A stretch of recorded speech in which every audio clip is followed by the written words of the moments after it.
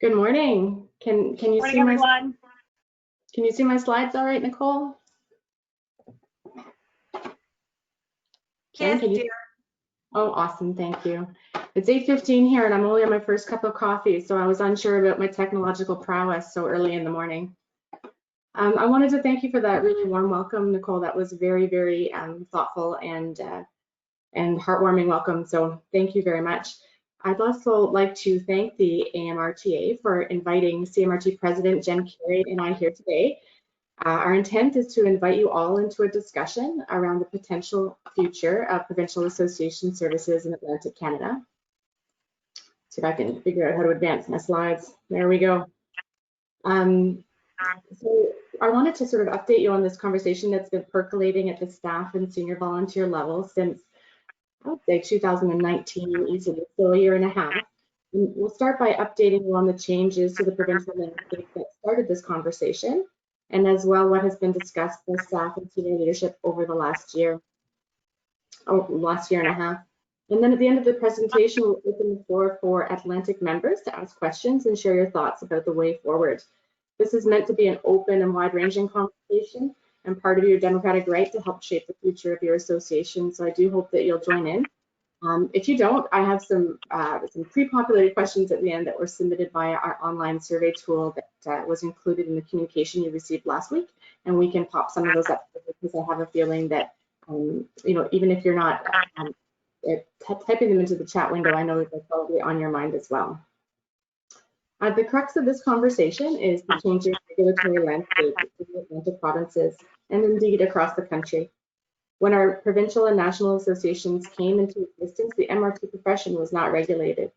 The associations filled a lot of different functions back in those days, but as regulatory bodies were formed, the responsibilities of associations and regulators have clarified and diverged, one focusing on the protection of the public and the other on the promotion of the profession and its professionals. Here in Atlantic Canada, New Brunswick and Nova Scotia have already completed this journey, and in accordance with their new mandate, they're focused on the important function of public protection. In Newfoundland and PEI, this work is ongoing, but ultimately they will reach the same destination, and the provincial organizations that existed to protect and support you will no longer exist in Newfoundland. MRT cannot be left unsupported. In support of their mandate, regulatory bodies will require you to have continued professional development and professional liability insurance. They are not permitted to support registrants through provincial advocacy, conferences, workshops, events, member recognition, awards, and publications.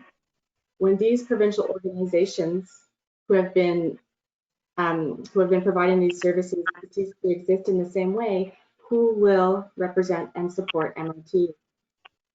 I'm hearing I'm getting a little bit of feedback. Hopefully it's not too bad. Someone just sent me a little chat to let me know. Jen, if you're hearing it and it gets terrible, can you just give me a wave? I'm not sure what's causing it. Thank you. So this is the issue today. What will we do as this landscape changes and potentially leaves our members unsupported? Provincial representation is absolutely essential. We cannot allow this gap to exist. Once regulation is proclaimed, who speaks for you, the technologist? If there is no representation, who responds to requests for consultation from government? Who guides them through the issues specific to your profession and advises them in making decisions? Who makes sure your voice is heard? The world is changing and technology is coming very quickly.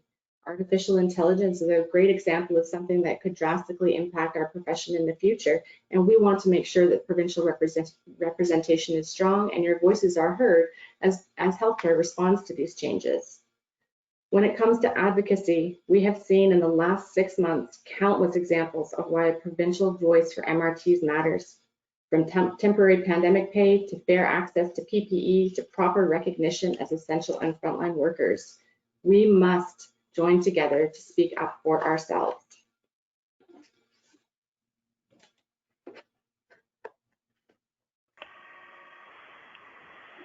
Great, thanks, Karen. So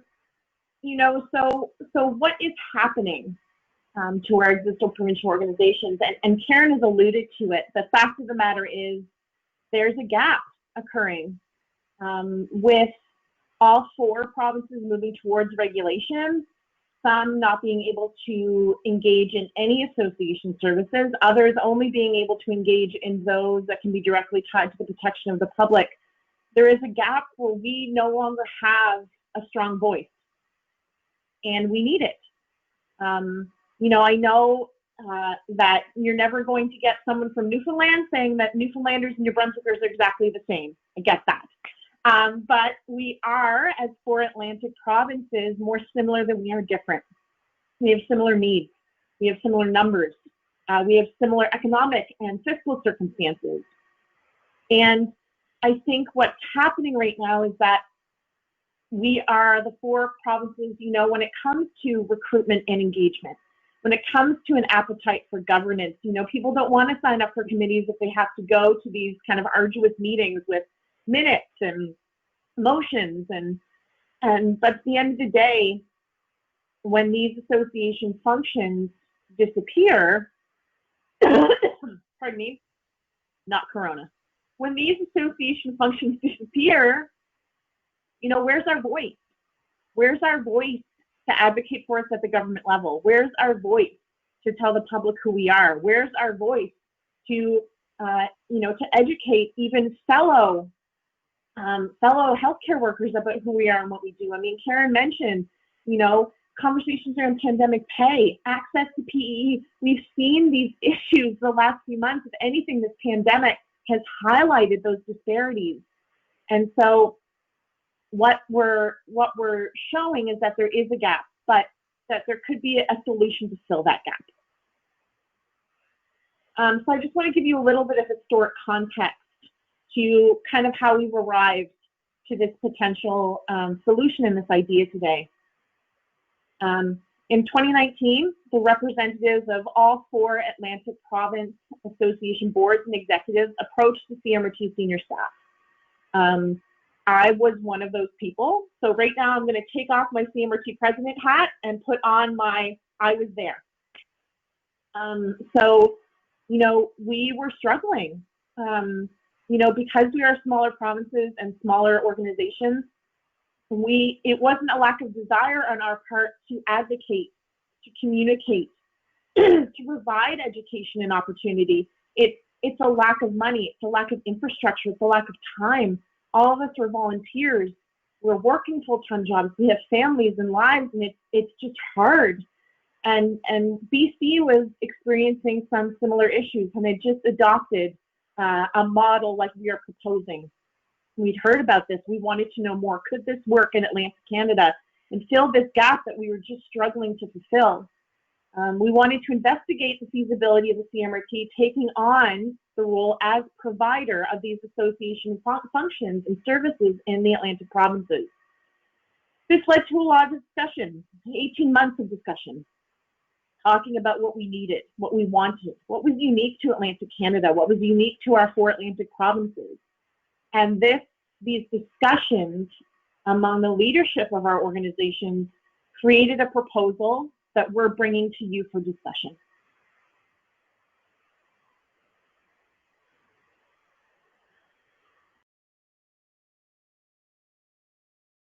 I'm so proud of myself for today, remembering to unmute myself. I feel like we always joke at CMRT, we spend so much time on video conferences that "you're on mute" has become our catchphrase for 2020, because we say it at least 17 times a day when someone starts talking and you just see their lips moving. So, you know, I think I'm on slide 7 and I haven't done it yet. I'm so proud today. So small wins. So this is the recommendation of the working group that I'm showing you on the screen today. After all this consultation and with an eye to the pace of the changing regulatory landscape in the Atlantic provinces, the working group decided it was time to bring this conversation to you, the membership, and to share our thinking and to hear your thinking, to hear your reactions, and to continue working on this proposal until we felt like it was the best representation of all the feedback that we were hearing from the 4 provinces. The recommendation that we are putting forward for discussion is the potential transition of provincial association services to CMRT for 2022. similar to the model that we created in BC with the creation of CMRT BC in 2017. The working group believes that this recommendation is an extension of the values that led to the creation of the Atlantic MRT Accord several years ago. The creation of a CMRT Atlantic model is a natural progression that will amplify the voice of Atlantic Canada and ensure its voice is still heard at the national level. In addition, the suggestion would allow us to put an intentional focus on advocacy and the promotion of the profession, all while planning how best to support members as the landscape changes. Healthcare in Canada is a combination of national and provincial policy, and there's a need for representation at both levels. We're excited about this proposal because we really believe that it allows us to focus and leverage our existing resources and our existing membership base in these provinces to deliver something really truly special. We saw in the BC example that this was, as Jen said, what our volunteers wanted to engage in. They didn't want to engage in long board meetings, as Jen mentioned, or some of the governance tasks that can take up a lot of time. They wanted to do the things that only they could do. They wanted to do the outreach, the MRT-specific development of education. They wanted to go and work with their colleagues on new programs and services. They wanted to work on recognition. They wanted to work on awards programs. And all of this was great stuff that only they could do, and only they could do in the best way possible. So what we've done in BC is we've put a provincial manager in place who's an MRT and of BC and who works with us in the CMRT office. And we take care of all of that administration type stuff, and she focuses on delivering value to members. And to do something similar in Atlantic Canada is so exciting for us because we know that the will is there, the excitement is there, the enthusiasm is there, and if we can just leverage and amplify it, we can create something truly special. So let's get into some specifics. So what does it mean specifically? I know my previous slide was sort of the big vision slide, and this is the specifics of what are we actually talking about. What it means is a paid provincial manager on the ground in Atlantic Canada. This may be more than one person, or it may be one person who moves around, but it will be a focused staff, likely an MRT, and who is just focused on the provision of services to you in Atlantic Canada. So this person, we've talked about having more than one because the geography of your region is so big, or just one person who likes to travel and then can leverage the virtual technology as we've all become experts at over the last 6 months. That staff person would be supported by the entirety of the CMRT head office in Ottawa, and similar to the way CMRT BC functions, with Sarah Erdely in the role of provincial manager, and all the staff in the Ottawa office supporting her programs and activities through their area of expertise. So whether they're in communications, IT, member services, education, or advocacy, as she's working to implement a program in BC, she connects with us on those items, and we help in our area of expertise. And it's truly a great model because it leverages existing infrastructure. So the CMRT office staff are already working on your behalf, at the national level. And to add in, these additional functions was not onerous for our existing staff base, but it allowed Sarah to really focus on delivering value to members on the ground in BC. In addition, a volunteer advisory council would be formed, and their role would be to guide the provincial manager, provide advice and feedback, and then help craft the services of the future. An exciting aspect of this model is also that we'll be able to do more than just maintain existing services. So there are some things that the working group members talked about wanting to definitely maintain for each province, but we can do new things as well. A great example from the BC experience is how the previous provincial manager, Louise Calhoun, set about bringing back commencement to the MRT programs in BC. This was something that the BC AMRT had done for a number of years, but eventually it got logistically too difficult and very, very costly, and so they'd stopped doing it. But educators always lamented this loss. It was such a loss to not be able to welcome and initiate new MRTs into the profession and into the world of the professional associations. Just that act of welcoming them and telling them they're not eligible for membership and introducing them to some of the great dedicated volunteers who had gone before was such a ritual that was really impactful for all those young grads, and helped to engage them in the work of the association for the future. And so I still remember Louise pitching this to me, and I had the commencements finished before I joined CMRT, so I'd never heard of them. And at first I said to her, do the grads of today still value that type of ritual, that type of tradition? And she spent a lot of, for those of you who know Louise, when she's passionate about something, she's really passionate about it. And this was one of those things. And she We talked about it for a long time, and at the end of it, I said, I'm sold. I think that's a great program that we should bring back. And so last year, she held 3 different in-person commencement events in BC, and all of the grads, almost all of the grads attended, which was fantastic.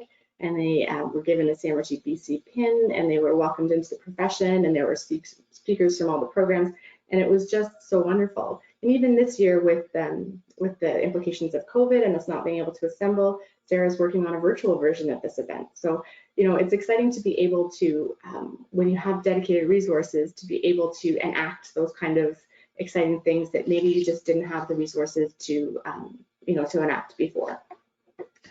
So it's a great tradition that we will keep going. So this model would also allow us to maintain and or increase local education days and provide local support for AMRTA Week. The provincial manager will be someone who thrives on outreach, who likes to go around visiting sites, initiating and engaging with members. Something else that we had great success with in BC was creating an active site ambassador program. When we started providing services in BC, that program was really waning quite a bit, and engagement was really falling off. But now we have over 100 active site ambassadors, and these are folks who represent their site and who just want to, they don't want to do as much work as being on the advisory council perhaps, or maybe just not yet, but they really do want to promote our activities within their workplaces. They want to help us identify volunteers. They want to be involved and engaged and help generate excitement for the profession and for the association. So, that's a great resource for us to have as well. It's also a good way for us to stay connected to the membership. So sometimes the provincial manager will just do an outreach with them, asking for opinions or feedback on different ideas that we may have. And it's become incredibly powerful and a thriving community of its own. So in addition to that, the manager, as I mentioned, would be able to focus all efforts on delivering local value, and administrative tasks such as dues collection would be handled through the AMRTA office. Members would have the option of paying their dues by monthly installments. We do all of our dues collection is online by credit card, and we do have a monthly installment option that's now available, which makes dues very, very affordable. When you take your dues and divide it by 12, it's much easier to swallow. In some facilities where payroll deduction is an option, that would be something that we would also look to continue with those institutions. So just advance my slide. So someone submitted a great question to the survey tool, which essentially said, what would I get that I'm not getting now? So in this new world, in this new model, what would I be getting, in addition to what I already get from CMRT? So I set out to create this little table to sort of visually represent that. Another great question that came up quite a lot, as you can imagine in the survey tool, is the cost of this model. So you can see at the bottom there, I meant to animate that so I can create some kind of excitement and the big reveal, but it's there in green. So you can see at $4.17 a month would be the cost for the CMRT Atlantic model. So that's $50 a year. So $50 a year for the provision of provincial services. So on the left-hand side of this table, you can see some of the benefits of belonging to the CMRT. We have a very vast CPD catalog, many types of CPD depending on how you like to engage with your online education. We have full-length courses, we have quick self-studies, we have a great virtual lecture series. There's a very, very large number of free or low-cost offerings for members. I hope that all of you are familiar with it, and if you're not, I encourage you to go and take a look. We have very, very comprehensive personal and professional liability insurance that is, a full coverage policy. We obviously put on our national conference, and we engaged with national advocacy and awareness. We have a national awards program, member discount programs, a very strong and vibrant professional community, and a number of professional practice resources, including best practice guidelines and access to professional support through our office. If you ever need support for a practice question, you're welcome to contact us there. What you'd be getting in addition in this new CMRT Atlantic model would be a paid provincial manager on the ground in Atlantic Canada. You'd get that local advisory council, so that local group of engaged volunteers and MRTs who have their finger on the pulse of what the members need and what the members are asking for in different ways that we can engage with them. You'd have, a site ambassador program that would allow us to hear from and engage with the sites across Atlantic Canada, the work sites across Atlantic Canada. You'd have access to local education, both live and virtual. Once we're able to gather together, there's nothing that we like better than to get everybody together for some amazing education and networking and socializing. You'd also have access to dedicated provincial advocacy. Sarah in BC and Louise before her engages with government on a regular basis. We were also recently asked to engage on behalf of members with their union. They found that they had a question in BC where they needed assistance in engaging with the union on a profession-specific topic, and they reached out to us. And it wasn't something that would have been in our mandate previously, but after we had been given the mandate to deliver that kind of provincial service for British Columbia, it was squarely within our mandate. And so we were able to engage with them very effectively and create many new relationships that will continue into the future. You'd have local promotion of the profession. I think we've all realized how important it is now more than ever to ensure that the public and government and colleagues understand who you are and what you do and the important role you play in the healthcare system. So allowing us, the resources and the freedom to really engage at that level in a targeted and systematic way. And also the continuation of this meeting. I mean, this meeting is incredibly important and an important place to gather physically or virtually, however we can, to connect with all of Atlantic Canada, to unify your voice and ensure that you're sharing and learning together, I think is so powerful. And in addition, the continuation of local awards programs, or perhaps even the growth of the local awards programs. So the cost for all of this would literally be $50 a year, the cost of a cup of coffee or a latte each month. So $4.17 a month, and something that we think is very, very affordable for the amount of value that it would provide to you and to the profession. I'm going to stop talking, Jen, and I'm going to pass it back to you.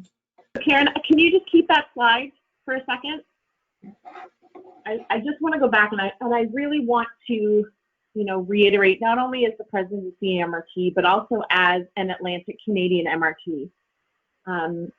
When I kind of sit in our kind of staff lounges, and I know that's not unique to where I work, I hear the disheartened comments of no one knows who we are, no one recognizes us, no one values us.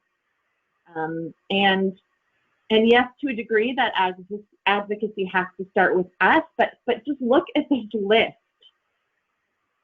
A provincial manager who is from Atlantic Canada, a local advisory council who is advocating and communicating on your behalf, a site ambassador program so that someone at your hospital keeps you informed and then also shares your communication to the advisory council. Local education that is applicable to us, that deals with the issues we face, that may or may not be unique to the rest of Canada, but it's local to us. Provincial advocacy and local promotion of the profession, that's huge. And I know, guys, $50.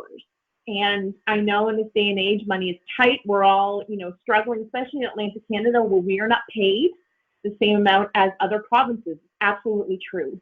But the fact of the matter is that the 4 Atlantic organizations can't provide this level of service. Not only can they not provide it going forward because they'll be, government mandated not to provide it, but there's no way, even if we could provide all of this service for that amount of money. $4.17 a month. And again, I get that times are tough, but $4.17 a month for all of that is pretty impressive to me. So I just wanted to highlight that again for you guys. So next steps, what happens next? I want you guys to take a deep breath and know we are not making a decision today, okay? We know this is a lot to take in, so over the next 3 months, we're going to be planning some local and regional town halls via this platform, GoToWebinar, where you can ask your questions.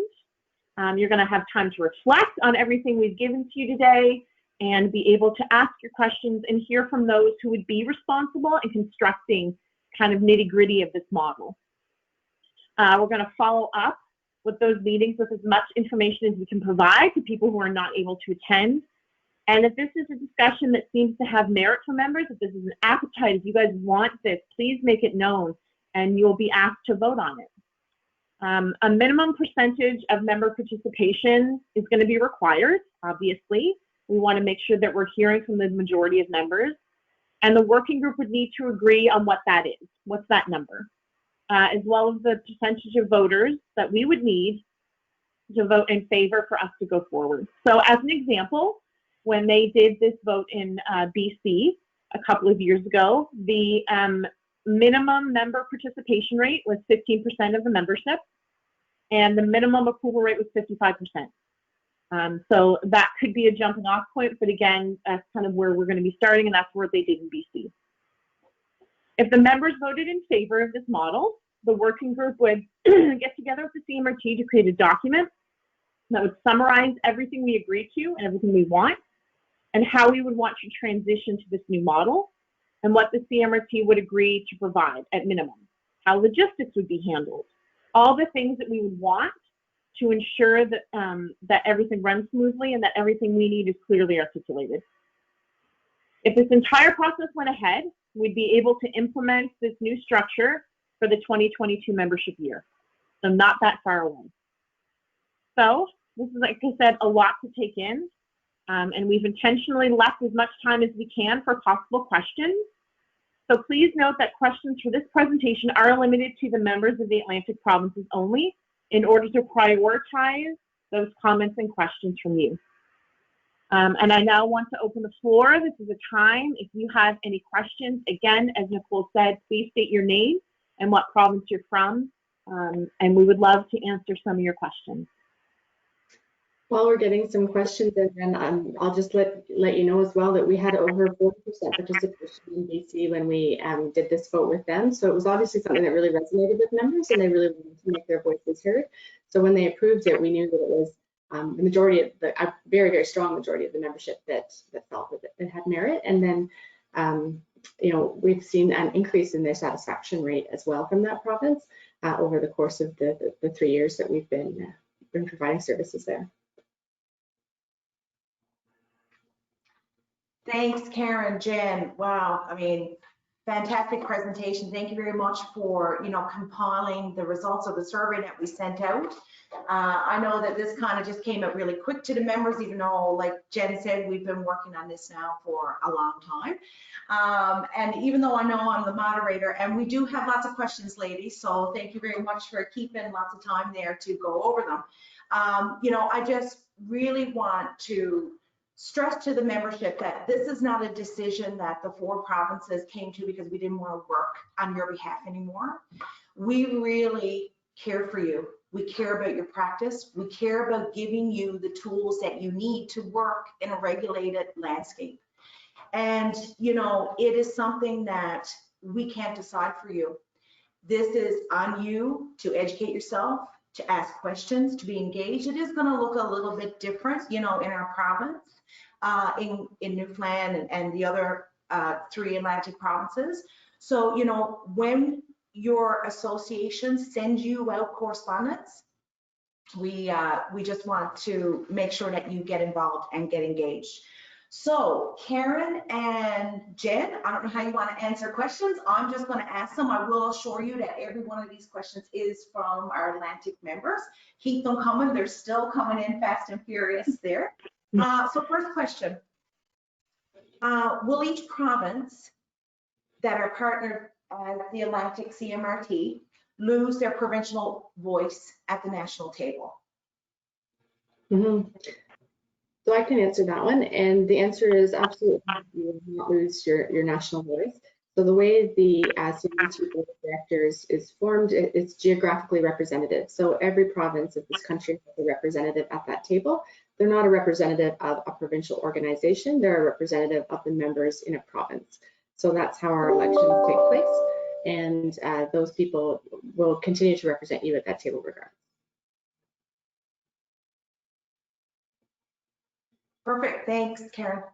Another question. Do we all have to join as 4 provinces? And if one province doesn't want to join, does that mean that we can't do this? Mm-hmm. So that doesn't mean that at all. So we're committed to this model, and because we've been invited to consider offering this model in the Atlantic provinces. If a membership of one province voted that they wanted to do it, we would still do it for that one province. Anything that brings us closer to our membership is something that we would like to do. And Nicole, I'd just like to add, the theme of today's Education Day is Better Together. And I know that when the leadership at the time created this event, it was with that passion and that vision that we are truly better together. And yes, as Karen iterated, this is possible without the participation of all 4 Atlantic provinces, but what a loss it would be if all 4 of us didn't participate in this, right? And what I think it, sad in some way that we wouldn't have one of the Atlantic provinces participating and lending their voice and having their input. I encourage membership as you're asking yourself these hard questions and thinking about it.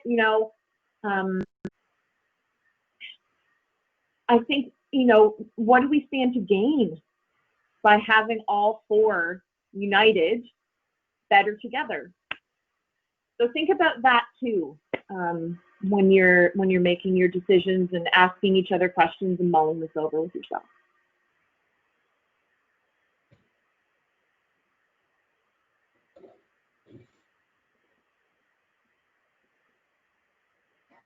So, and thanks, Jen, for that. So as a follow-up to that question, another question just came in saying that, if only one province wants to do this out of all of us, or 2, or however that looks, will that change the fee structure that we are proposing for this to come as a group? No, it won't. It will not change the fee structure. The fee that the business case that we've tested and prepared is solid at that number. Okay. All right. Perfect.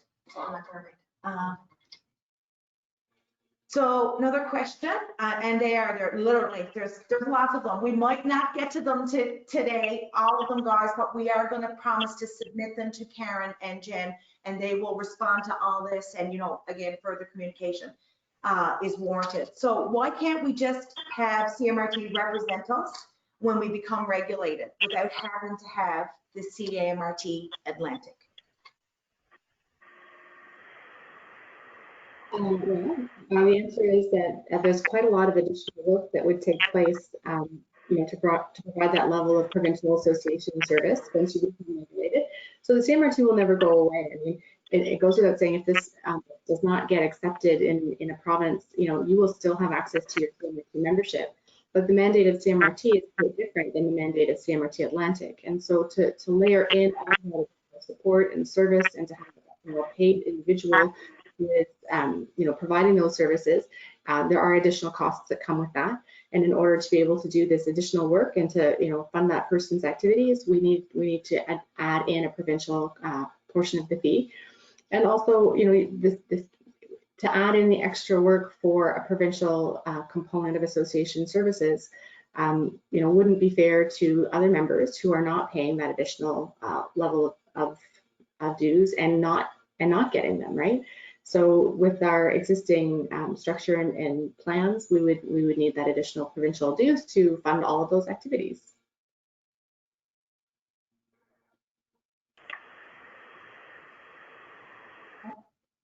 How will we know our province will be represented equally? Where will our affairs be discussed with regards to our membership? For example, are we going to have our own AGM? What is the transparency process for where our dues are being spent? It's a great question. It's a fantastic question.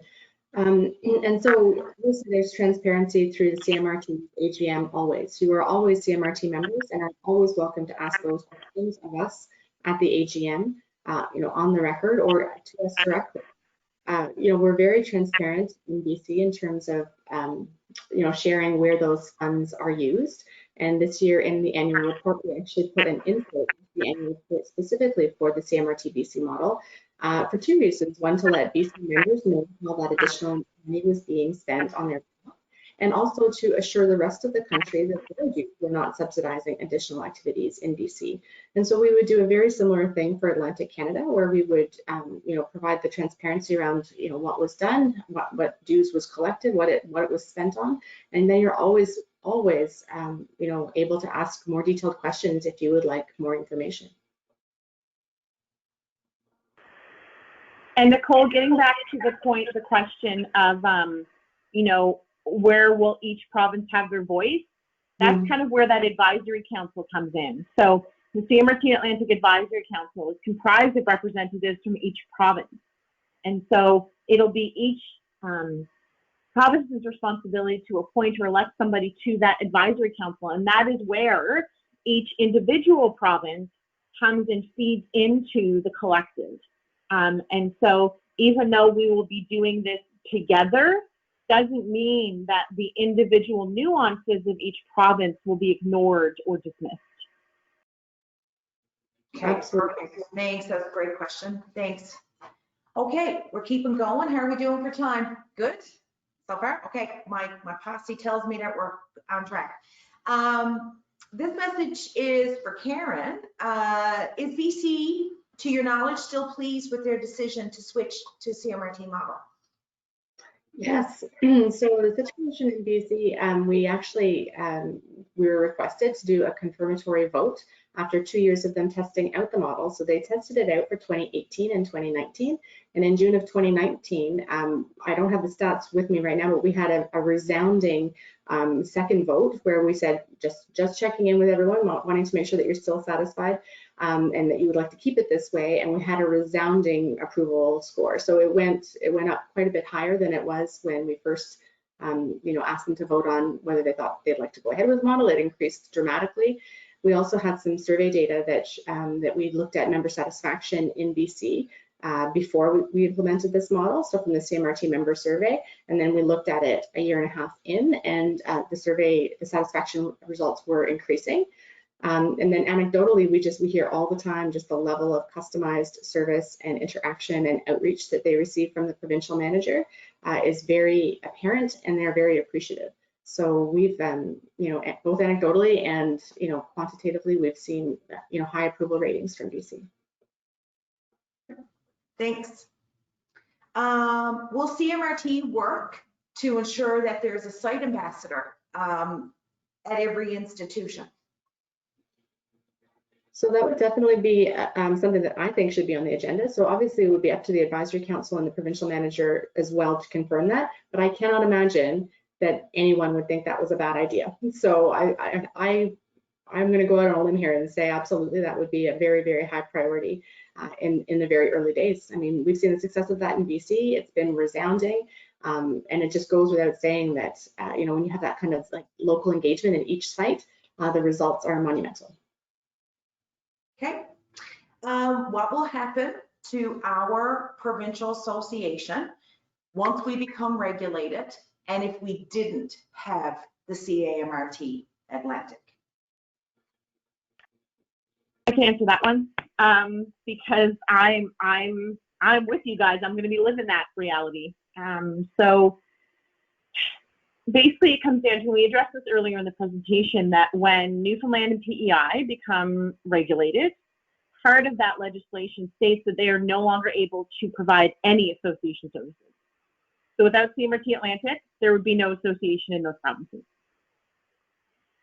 For Nova Scotia and for New Brunswick, Nova Scotia just got proclaimed this past week for the new legislation, and I know New Brunswick is working on legislation that is very similar. And what happens is that they transition to full regulatory bodies. So their full mandate is protection of the public. And that's it. And they are only able to provide those services which aid to that goal.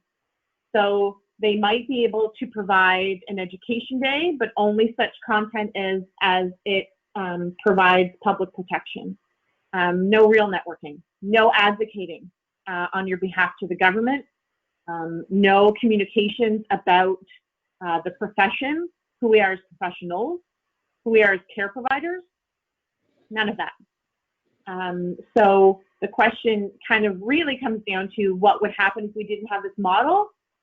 you wouldn't really have any advocacy, any targeted communication locally about our profession, and limited educational opportunities, and no real specific member services to Atlantic Canada. Again, the CMRT nationally is always there. Choosing that membership, like Karen said, on that table will still provide you a certain level of services, but no services that are targeted towards Atlantic Canadian MRTs. Thanks, Jen. Another question. Will the CMRT be requiring continuing education credits, and will they be auditing us for compliance? No, that is a regulatory function, and that's not something that the CMRT has within its mandate. So we do provide a ton of free and low-cost CPD, as well as full-length courses, all kinds of stuff that you can use towards that continuing competence. And with those requirements, when they come into effect in your province, you will need to collect those credits towards your continuing competence. But we do not audit you, and we do not require a certain number of credits per year. Yeah, so think of it this way, guys, in the sense that your provincial entity is requiring that you have education to practice.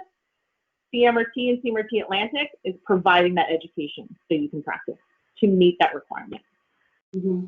And the same is true of professional liability insurance. So your regulatory body will require you to have PLI, and that is included with your CMRT membership as well. Awesome, thanks. That was a great question. Okay, another great question. All great questions, guys. Any question, there is no wrong question. I mean, it's fantastic, fantastic. What happens if we vote yes and it doesn't work out? What happens? Jen, do you want to answer that one? Well, if we vote yes and it doesn't work, and I'm not just saying this because what I'm supposed to say, but it is truly what I believe. I don't see that happening. But in the unlikely event that it doesn't work, then it dissolves and we go back to nothing. That's kind of the worst case scenario.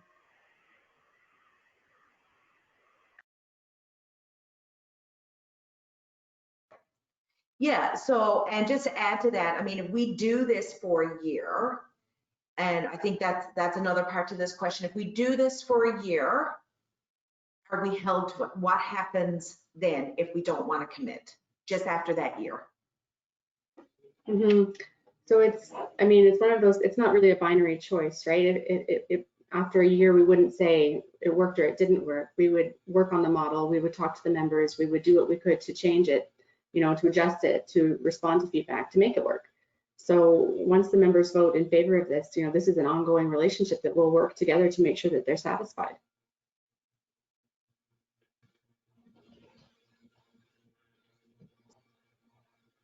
So, Karen, will there be a second vote?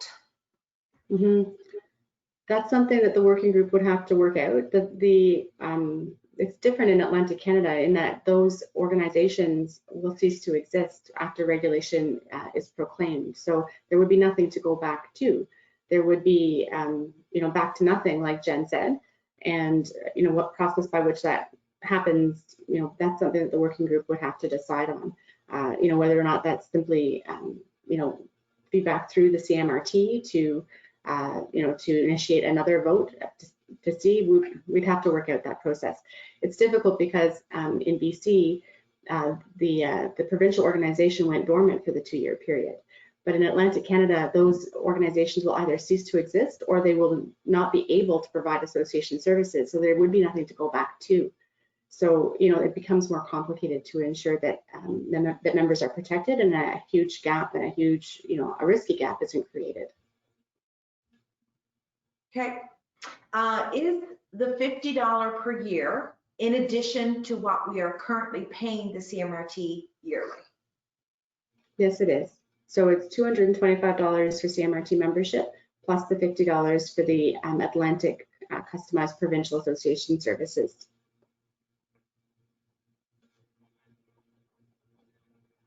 So getting some questions come in now, of course, about, the financials. And I mean, I know that you guys will deal with this, once you do further talks provincially, but we do have some questions that.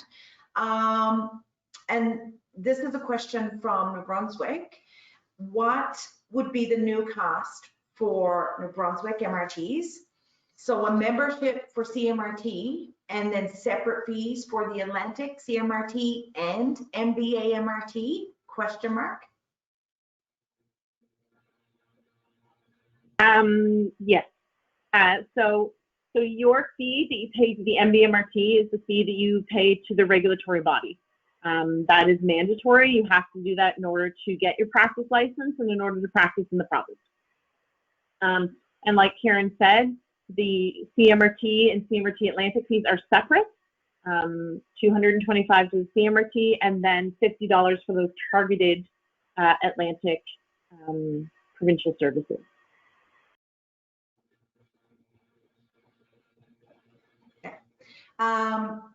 Thanks, Jen. And, again, guys, keep in mind that, as you want to have all these, financial questions specific to your province ready for when we do the presentations.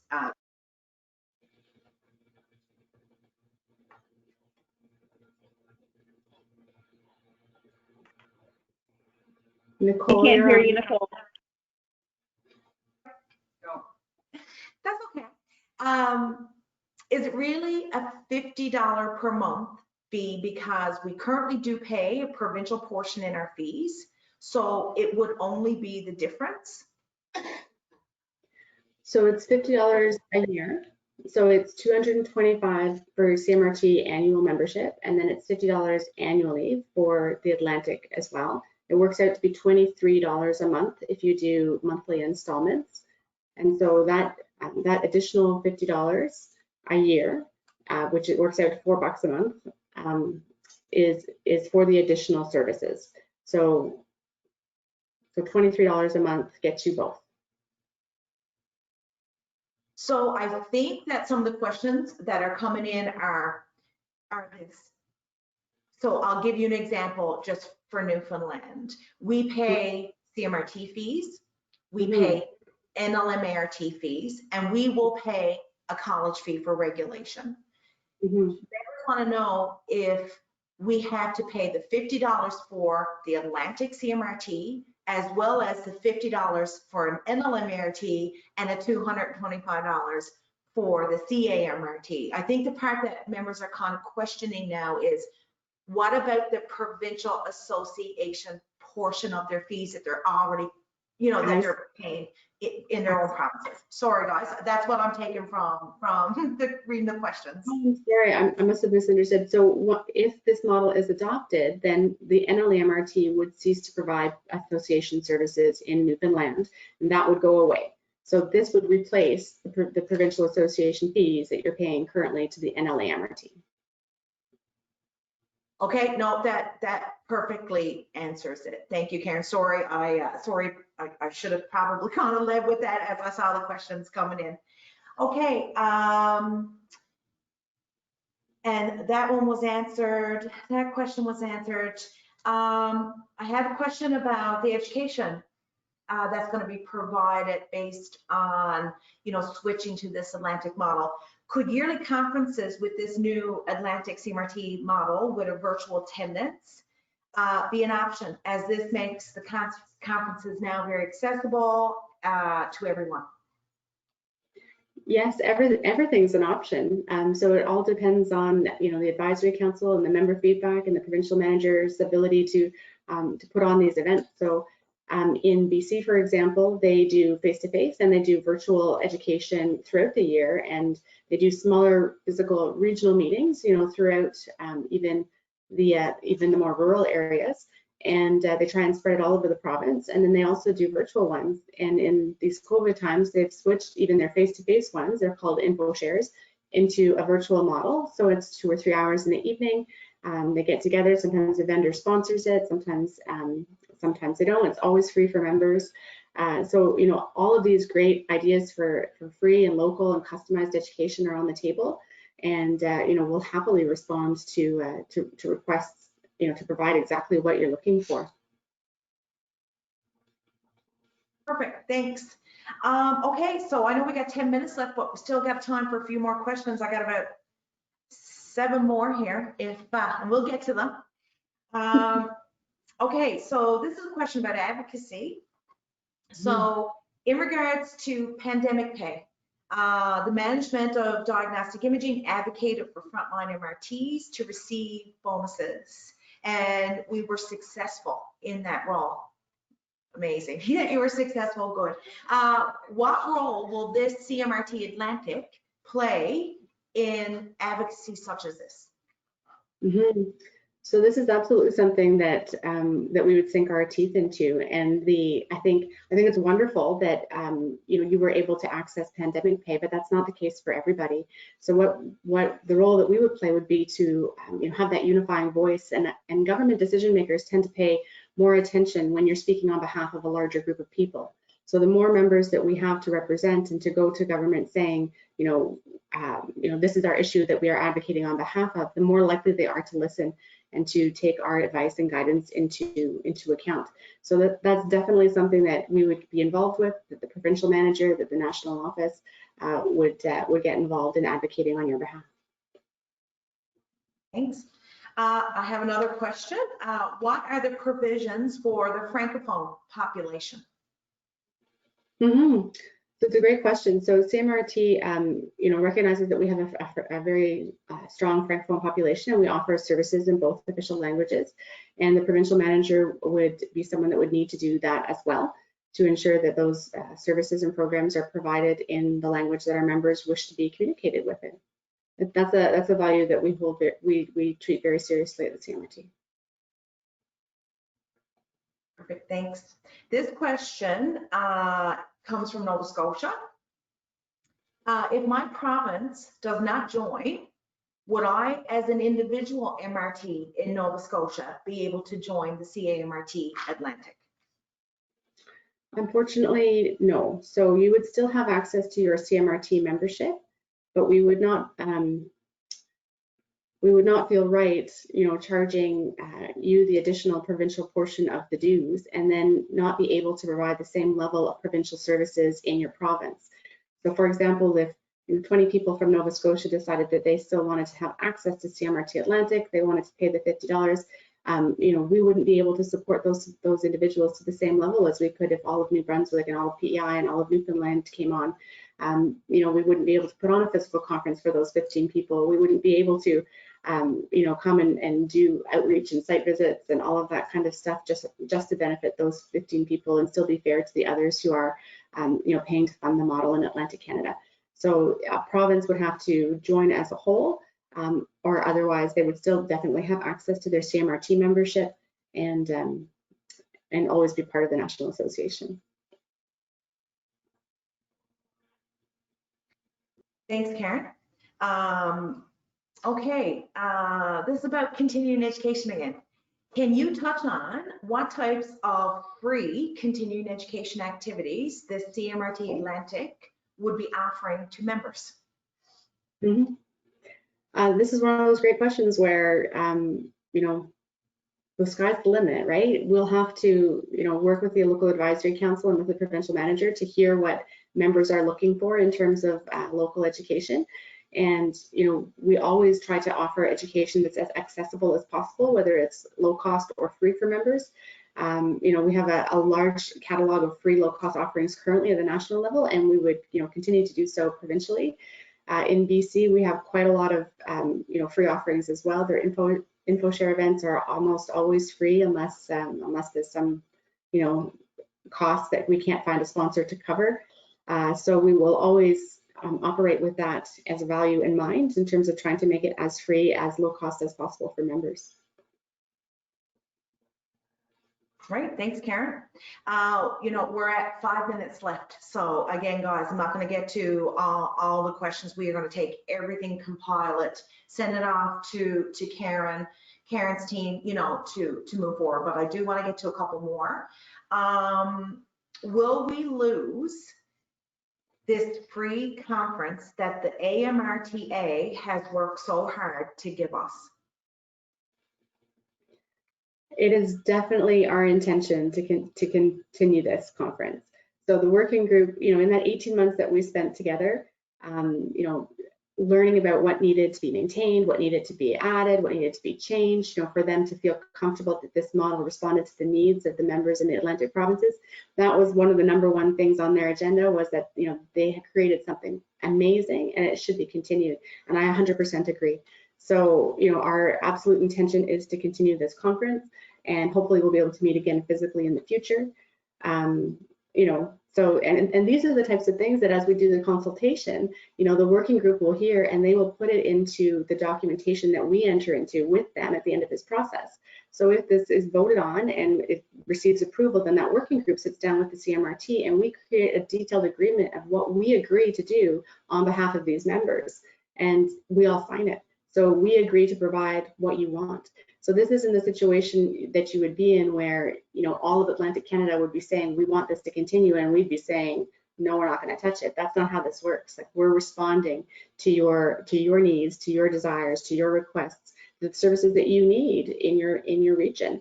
So this is at the top of that list of something that needs to continue.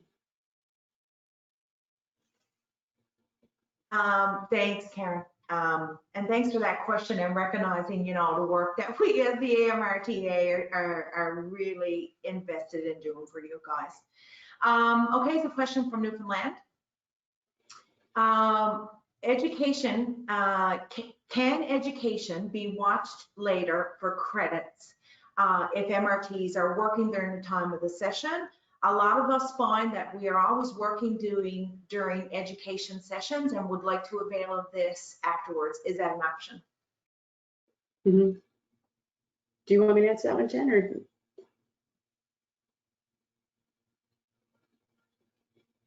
Yeah, I mean, if you look at a lot of the webinar and free offerings that CMRT currently has, the majority of those are previously recorded sessions that happened at another time. So there was a live event, but it was recorded. And obviously, the ability to record a session depends on the speaker, but there are definitely a lot of opportunities for us to engage speakers who don't mind having their sessions recorded, so that we can create an archive for people to view them at a later date. Because I know with, especially when you're doing national things, even though, Atlantic Canada, the exception is Newfoundland, we're all in the same time zone. But still, people work shift work. That's the nature of our profession. So we want to make sure that it is accessible to everyone, and not just at the time of the event, but it would definitely be a goal to create education that is accessible after the fact. Thanks, Jim. I got 2 questions. We got 3 minutes, and I'd like to get to them if we can. Okay. Okay. In relation to education that would be available, who would fund it on a provincial level? Would it be the responsibility of each province or the advisory group to fund it, or will it come from, the Atlantic group? Where would you look, to speakers provincially? Yeah. So the $50 per year that's collected from the CMRT Atlantic members creates a budget that's only for use in the Atlantic provinces. And so any education that has, an expense to it, it will be funded through that budget. We often work very closely with sponsors for additional funding for events. If we put on a very, very large event that couldn't be fully offset by the cost by revenue from sponsors, or from that regional budget that we have, there may be a small cost to members, but we always work to make that as low or free as possible. So that regional budget for CMRT Atlantic would be what funds our activities in those 4 provinces. Okay, and last question. Again, it's a fee question. What is the chance that the $50 Atlantic CMRT fee will increase? I mean, who knows what the future holds? But what I can tell you is we budget to not need to increase that fee. So when we work on the budget for BC, we take number of members times the the provincial portion of the fee, and that is our budget for the activities for the year. And we have been able to do many, many great things within that budget without feeling like we needed to increase that fee. We've been very creative in getting sponsor involvement. We've been very creative in getting folks to donate things. And so, it's never been a struggle to do what we want within the budget that we have. So that would be our intention in Atlantic Canada as well. It would be to keep it as stable as possible for as long as possible. We don't want to have to increase your dues. We want to work within that envelope and give you as much value as possible for the money that we collect. All right, thank you very much. And I'm just going to say we are on fire this morning with the punctuality. Like, I can't believe it. It's amazing. This never happened, so win, one down. Thank you very much, Ken, Jen, and Karen. I mean, amazing discussion. And you know what? For everybody that's watching online, those questions were amazing. You're thinking, you're invested. I cannot wait to see the further conversations that we are going to have about something that is so important to us as a group and as an MRT, the services as an association. Please get invested and get engaged with asking these questions. This is being done for you, for your needs. And thank you very much, Jen, Karen. Really, really appreciate your time. Thank you, thank you, thank you. So with that, we are going to go to a break. So we're going to do a 15-minute bio break. And before we do that, I just want you as attendees to look in the handout section now. You are going to see 2 handouts, and they're going to be kept up all day from our gold sponsors, GE and CMRT. So you will be able to go in and look at our gold sponsors information and click on their links and check out their websites all day. And I would also like to show you our silver sponsors, Bayer and Cyclomedia. They're going to be available now in your handout section for the break. And our bronze sponsors, Kenneth and Bracco, please check out their link. It's going to be available during this break. And we'll take 15. When we come back, we're going to have a lovely, lovely, lovely presentation with an amazing MRT, Lisa. So stay tuned.